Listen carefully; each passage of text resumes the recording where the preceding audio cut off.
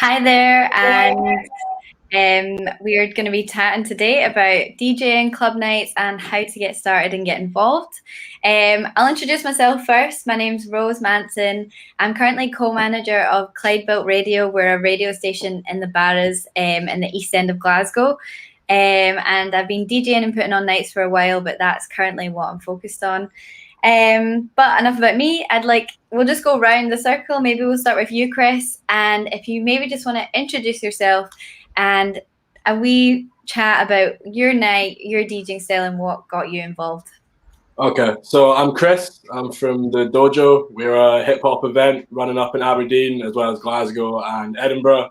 Our main focus was on getting live MCs in, rapping along. We had different nights that ran, so we used to do clashes for a while, and then we went into doing live sets after that. We did a few album launches, stuff like that.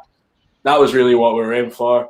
And the reason we started it was because we were approached by a friend of ours who was running club nights. We wanted to diversify what they were doing and get local acts and artists in. So we grew off of that and just kind of went from there. Yeah. Wow. Sof, do you want to go next? Oh, yeah. So my name is Sof and I run VAJ.Power. I'm a DJ, promoter, and I also run a small agency, booking agency, and a management company, artist management, in Glasgow. Yeah.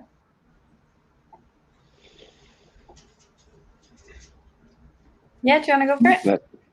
Yeah. Hi, so my name is Maciej. I run Culture, which started off as just a radio show on EHFM, the community radio in Edinburgh, based in Summerhall. I've been around, going to lots of club nights, and I always wanted to do something on my own. And I started a radio show, and then after that, I started to do nights at Paradise Palms, and then that escalated to get invited to play on the other nights, and started my own night under the same name, Culture, at Sneaky Pete's. But unfortunately, the pandemic came around and stopped everything. But yeah, that's basically it. Yeah, we'll definitely touch upon how we're all still doing things in the pandemic and kind of how that's changed stuff. But I think maybe at the moment I'd kind of just like to pre-pandemic ideas. Maybe we could all talk about what was that basis for getting into DJing? What was that very first step? I know that you mentioned EHFM there, Maciej, and mine too was also doing a show on community radio, Sub-City, and that was a huge starter for me, and just playlisting and things like that and having no idea. And I wondered if you guys had maybe similar or different experiences, and maybe how you started getting into music without any help around you or without any technical equipment either. Maybe Sof, you're nodding, you want to chime in on that? Yeah. I started DJing actually. So me and my friends started VAJ.Power as a VJ project. So we were doing visuals, but then it was logical to also start DJing because we were working with DJs very closely. And we didn't really have like any equipment. We were in the art school, so me and my friends were putting on a night in the art school called Fuse, and I think we just kind of taught ourselves on the spot. Because we also didn't have much budget to book the DJs, so we kind of had to learn how to do that, because we needed to fill the slots. So it's like 11 to 1. So we kind of like just kind of dived into it. I love that. Absolutely diving in and filling the slots when they needed to be filled. How was that for you, Maciej? Did you get a slot on EHFM or were you DJing before that? No, I haven't really DJed before. I had my friends I had lots of friends who were DJs, and they had equipment at their house, at their flats. So every time I would be over there, they'd be like, "Oh, do you wanna go? We go." And I was like, "Yeah." I had no idea what I was doing, but loved it. But then after a while, I started. I was volunteering for EHFM for a while. And then eventually, Andrea, who was one of the founders of EHFM, was like, "Oh, do you want to do a show?" I was like, "Yeah, why not?" But I don't know how to DJ. He was like, "Do you know what? This is fine. A lot of people don't know how to do it." And basically just like jumped into the deep water, and just that's how I learned, basically. The playing live was a bit different, just because you're like surrounded by people, and everything is just like, it's different environment. So that was a bit different, but it's, like you need to jump into deep water to learn, in my opinion, if you don't have any help in hand, because basically, yeah. Yeah, no, that's great. I think definitely everyone's jumping into deep water and just going for it. Chris, you don't DJ on your night at all, No. but that's really interesting that you're just simply on putting those nights and producing and doing that. Could you tell us more about what it was like putting on that night and just caring just about having people play and not being actually a performer? So it was good. It was interesting.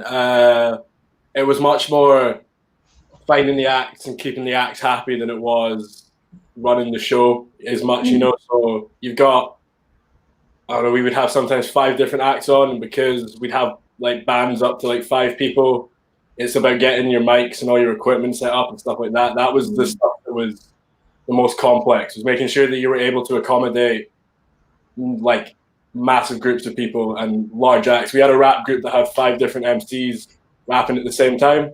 Wow. Trying to get like that all organized and equipped and stuff. That's the thing that was probably the most important in it, is making sure you're able to deal with all the artists you've got coming in, because it wasn't just about having the decks, because we had our house DJ and we trusted him. He was a good mate of ours, so we didn't really have to worry about the DJ side of things. We knew he knew what he was doing, but it's getting all that to run together and making sure everyone's got all their tracks ready and stuff like that. That's the kind of area where, because you're using songs that aren't usually on Spotify and stuff like that, you've got artists coming in where they're just bringing their beats to the DJ, making sure the DJs are ready and trained up and aware that they can just plug it in, they can spin whatever's getting sent through.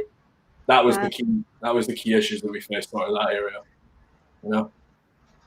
Yeah, I had no idea. I've never ran a night like that. That's really interesting. And it kind of leads me on to a question to ask all of you, is that if you're planning a night and you're looking for up and coming acts, people who maybe don't have, names or aren't known at all really yet, and what would you look for when you're looking for an up and coming DJ or performer to make them stand out and make you really believe in them? What would that be for you? Maybe we'll start with you, Magic. For me, it'd probably just be their selection of music. That's basically, the whole ethos of culture is just to have a good party. That's basically it, and you can't have a good party without good music, in my opinion. All of it has to blend in together in a nice fashion, and also the atmosphere and stuff the DJ brings with them as well.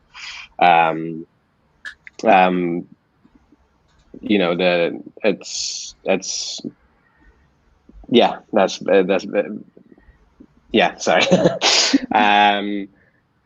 Basically, it's their music selection. I normally don't really look at how many followers you've got, or like how big is your following, because that a lot of time doesn't really matter, in my opinion.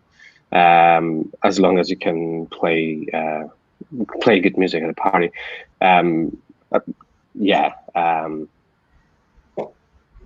That's basically it. Yeah.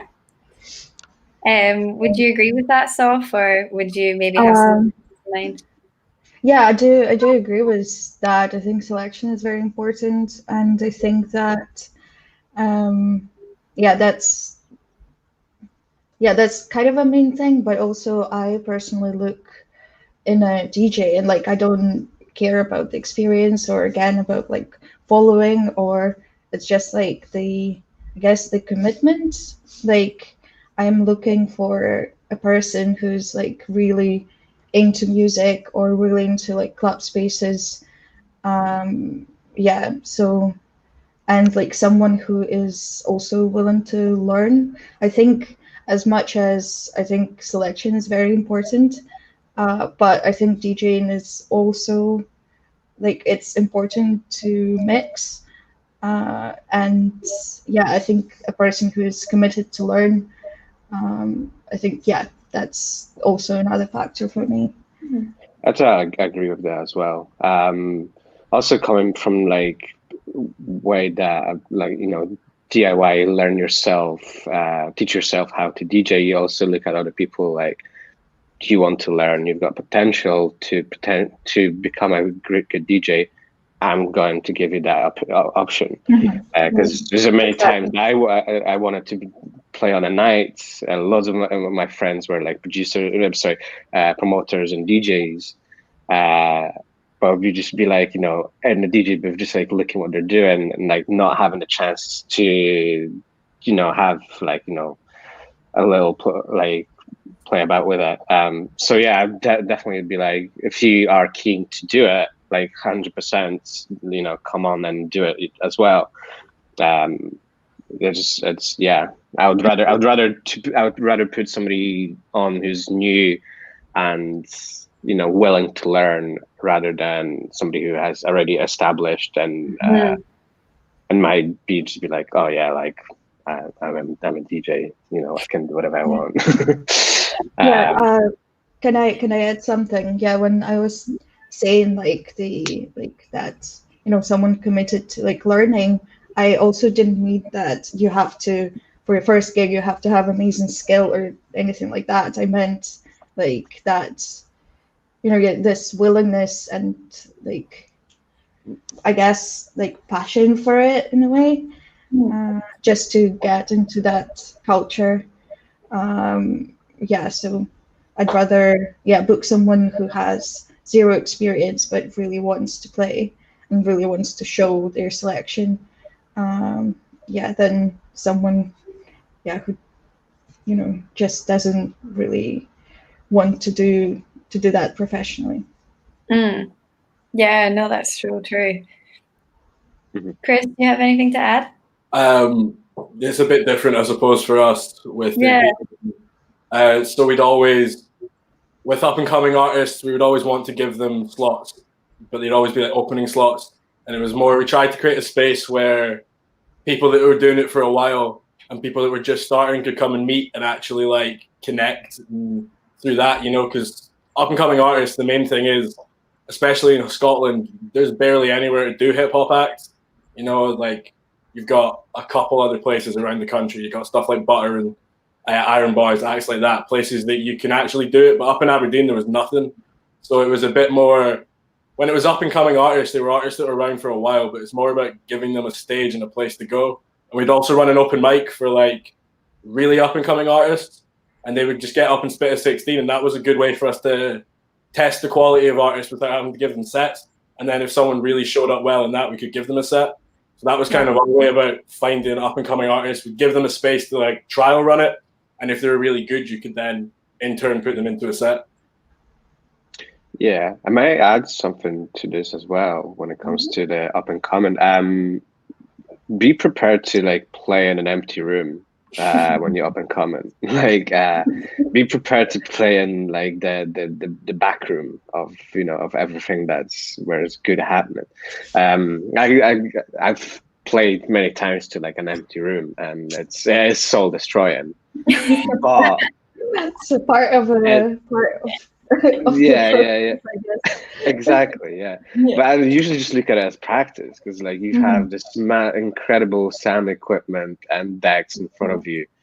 Even if you mess up, like if people are not there, no one's gonna hear it. You know what I mean? And you're gonna learn how to do it. And if somebody like offers you a gig and they're gonna be like, it's going to be 11 till 12, 11 till 1, it's gonna be upstairs or in the back room, I'd just say yes. Like, if you're up and coming, you're not going to be, oh yeah, you got great selection, let's put you on 2 till 3, or 1 till 3 on the main room, and everyone's going to be happy. Like, that's not going to happen, unfortunately.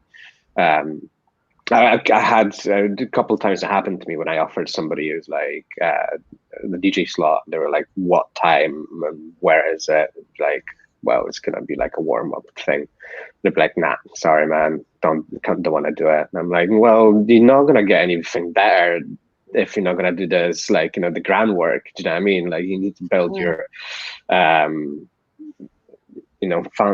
and the something to grow on, basically. Yeah, I think I would agree with that. There's a lot riding on the attitude that you arrive at your gigs with and what you bring. And like showing up if you've got the early slot, embracing it, having a good time, maybe bringing a few friends down, you're going to go a lot further than asking for a later slot or anything like exactly, that.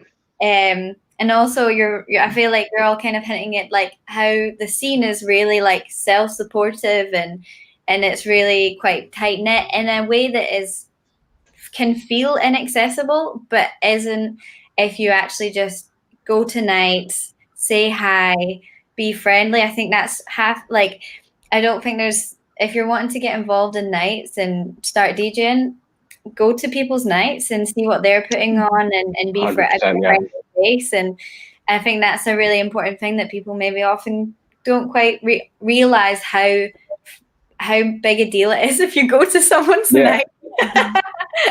Speaking, I'm sure we can all agree, and having been promoters, that if someone comes along, you're like, noted. 100%, yeah. You can record like hundreds of mixes and send them through an email to someone. Yeah. You're gonna listen to it, but if they don't see the face, then buy them a beer when you're on the night. Like, here you go, and like they're gonna remember you, or maybe not, but at least you made an introduction.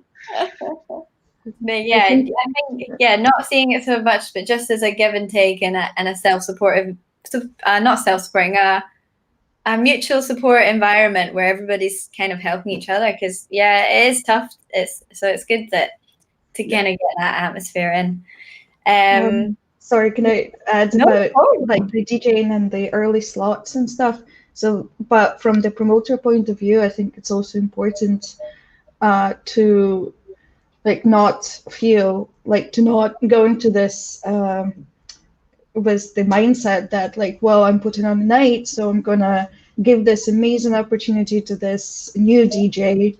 I'm so great, because that's like the relationship between the promoter and the DJ. It's like they have to benefit from it. Like both sides should benefit from it.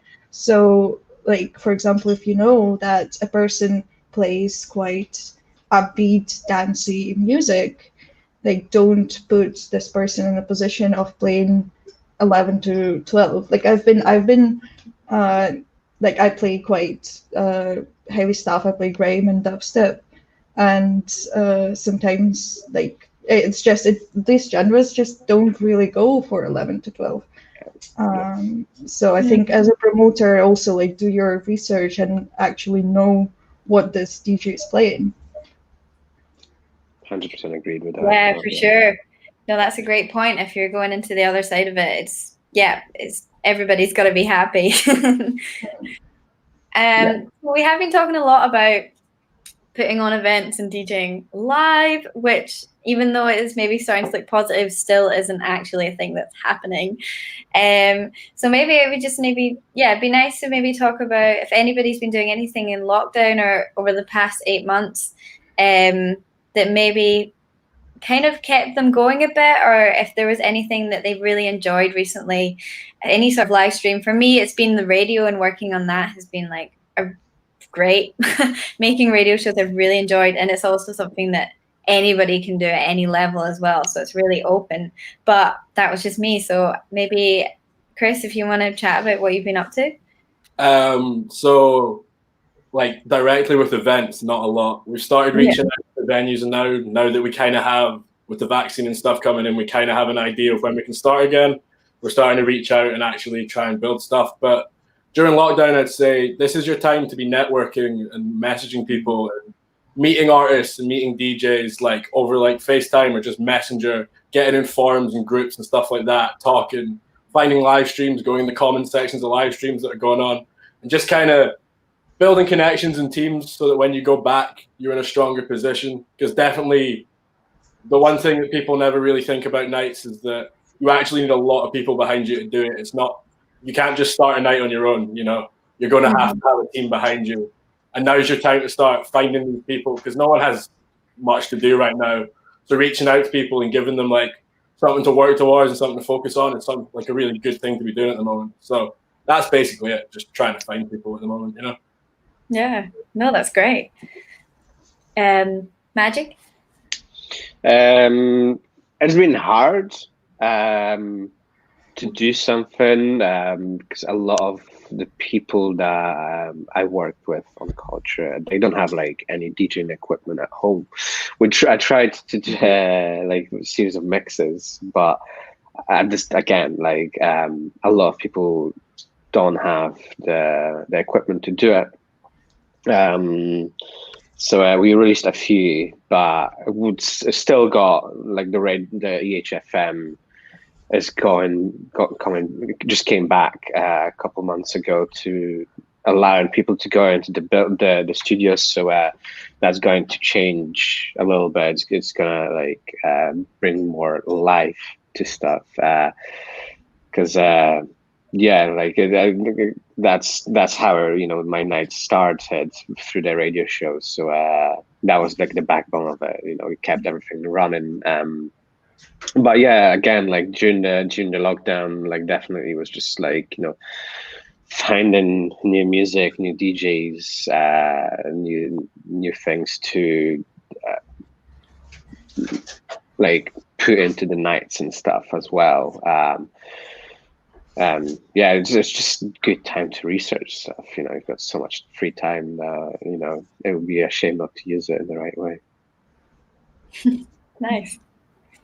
So, yeah, I think I kind of yeah, it's been really hard, and especially because I really love putting the nights on and like creating the spaces, just working within the space. So like I've been rethinking what a space actually is, and yeah, I was kind of taking it slow, and I decided not to kind of jump on the live streams and stuff because I think that I have certain concerns about live streams.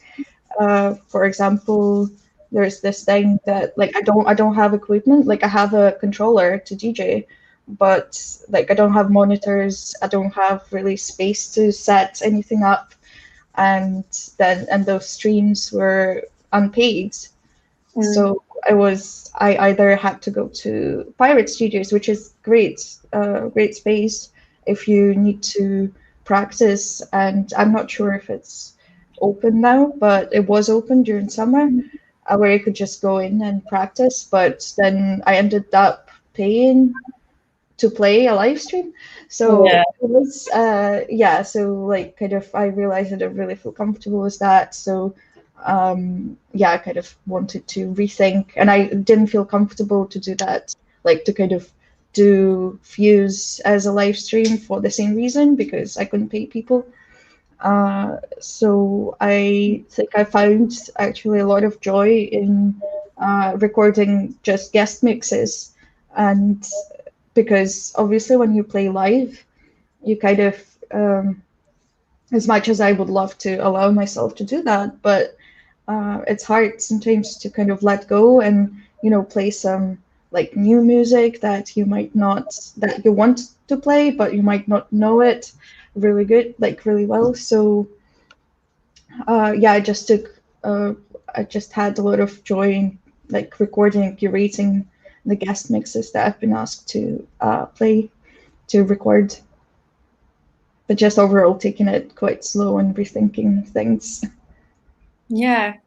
No, I think it's really important that everyone like doesn't overstress themselves and you know, it does what they feel comfortable with and what they feel is best right now. I think if anybody's feeling a bit like deflated and not as passionate as they were about DJing, you know, 10 months ago, I think that's pretty fair. I think everybody's been, you know, suffering through it, and it's definitely a time to just take it easy. And I think I would agree with all of that as well. And maybe taking time now to make things that aren't quite so club based has been something I've really been enjoying. Making like mixes of, you know, I won't say because it's too embarrassing, but you know, like all my favorite like slow country bops. Like just like keeping them to myself and maybe stuff like that, and kind of just finding new ways to kind of relax and feel passionate about music in a time where it is really hard to. I think everybody who's getting started should be totally aware that that is happening right now. And so because we've only got a few minutes left, maybe it would be a good time to just go around and everybody could take their final piece of, if they were to give someone some advice right now who wanted to start either a night or a live stream or start DJing, what would your most heartfelt piece of advice be? Chris, maybe we could start with you. Sure. I would just say get good people around you. There's always going to be stuff that goes wrong.